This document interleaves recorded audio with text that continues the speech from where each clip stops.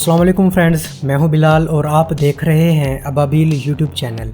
Guys 2015 में Russia ने international army games के नाम से एक military multi sport event organise करवाया और हर साल इस इवेंट की मकबूलियत में इजाफा होता चला गया, यहाँ तक कि इस इवेंट को अब वार ओलंपिक्स के नाम से जाना जाने लगा है।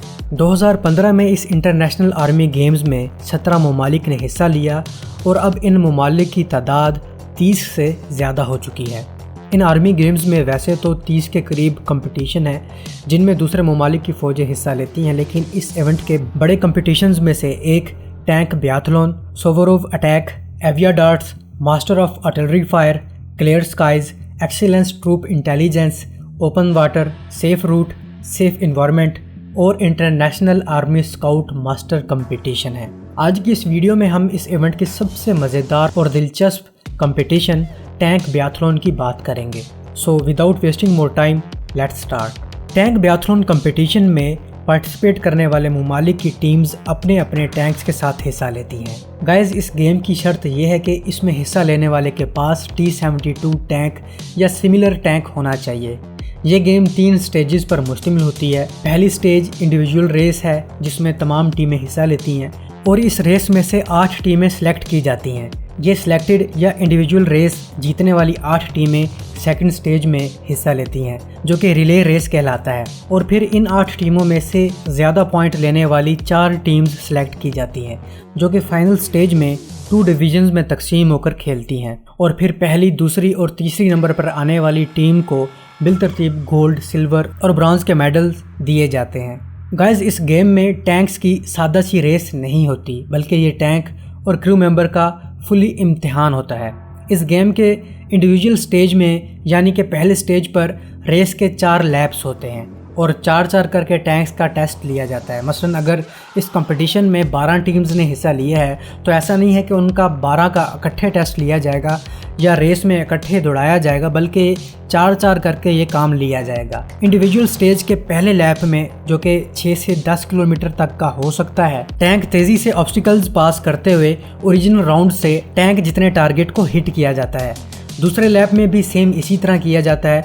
इंडिविजुअल रेस के तीसरे लैप में एंटी एयरक्राफ्ट मशीन गन से हेलीकॉप्टर जितने टारगेट को हिट किया जाता है, और चौथे लैप में कोएक्सियल मशीन गन से 80 हैंड वेपन जितने टारगेट को हिट किया जाता है। किस टैंक के गोले कितने सही लगे, कितनी देर से लगे, ये सारे लैप कितने देर में क्लियर किए, ये सब काउंट करके क्वालिफाई करने वाली टीम को दूसरे स्टेज में भेजा जाता है। दूसरे और तीसरे स्टेज के 3-3 लैप्स होते हैं। पहला लैप विदाउट फायरिंग पूरा करना होता है और सेकंड लैप में एंटी एयरक्राफ्ट गन से हेलीकॉप्टर जितने टारगेट को हिट किया जाता है और थर्ड लैप में टैंक जितने टारगेट को हिट किया जाता है।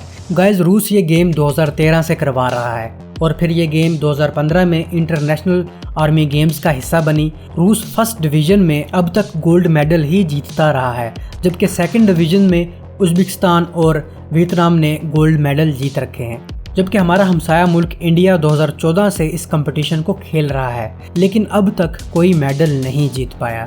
और दोस्तों अगर बात की जाए पाकिस्तान की, तो पाकिस्तान ने 2018 में इस इंटरनेशनल आर्मी गेम्स को ज्वाइन किया था, जिस पर इंडिया को एतराज़ भी हुआ। इसलिए इंडिया ने 2019 और 2020 में इस इंटरनेशनल आर्मी गेम्स में हिस्सा नहीं लिया। गाइस पाकिस्तान ने इस इंटरनेशनल आर्मी गेम्स में हिस्सा तो लिया, लेकिन पाकिस्तान ने इस गेम के इस बड़े कंपटीशन में पार्टिसिपेट नहीं किया। बल्कि ज़रूरी नहीं है कि आप तमाम कंपटीशन में हिस्सा लें, आप अपनी मर्ज़ी से भी किसी भी कंपटीशन में हिस्सा ले सकते हैं। जैसा कि पाकिस्तान ने क्लियर स्काई, स्नाइपर और सोवरोव अटैक जैसे कंपटीशन में हिस्सा लिया।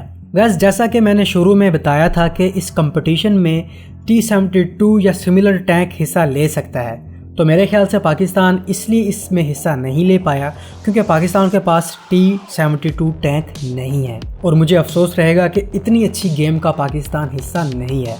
गाइस रूस ने T-72 टैंक की शर्त शायद इसलिए रखी है कि T-72 टैंक के ऑपरेटर ममालिक 40 से ज़्यादा हैं, यानी 40 से ज़्यादा ममालिक T-72 टैंक इस्तेमाल कर रहे हैं, और रूस अब तक 25,000 से ज़्यादा ये टैंक बिल्ड कर चुका है। पाकिस्तान ने पर्शियन गल्फ वार के बाद इराक से कुछ 72 टैंक्स लिए थे, लेकिन वो इस्तेमाल करने के लिए नहीं बल्कि ट्रेनिंग और तशखीस के लिए लिए थे। जो कि अब किसी कैंट के चौक पर नुमाइश के लिए खड़े होंगे, मतलब आउटडेटेड हो चुके हैं। बहरहाल मुझे फिर भी उम्मीद है कि नेक्स्ट इवेंट में पाकिस्तान इस कंपटीशन में हिस्सा लेना मैनेज कर पाएगा। सो अब तक के लिए इतना ही। उम्मीद है आपको ये वीडियो पसंद आई होगी। मिलता हूँ एक नई वीडियो के साथ, तब तक के लिए इजाज़त। अल्लाह हाफिज़।